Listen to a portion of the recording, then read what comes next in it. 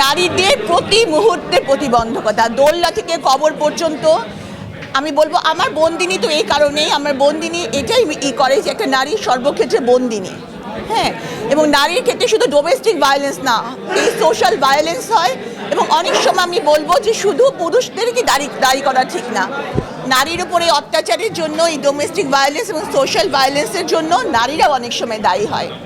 আর আমার সবসময় একটাই অনুরোধ থাকবে যে কিছু কিছু নারীরাও, বলতে আমি অত্যন্ত দুঃখ বোধ করছি, তারপরেও বলছি, এই ধর্ষণ মামলার মতো মামলাটাকে একটা বিভিন্ন কারণে ব্যবহার করে এই মামলাটার গুরুত্বটা এমন কমিয়ে ফেলেছে, যার কারণে যারা রিয়েল ভিকটিম, যারা রিয়েল ধর্ষিতা, যারা ক্ষতবিক্ষত হয়ে যায় শরীরে এবং মনে, তারা বিচার পাচ্ছে না।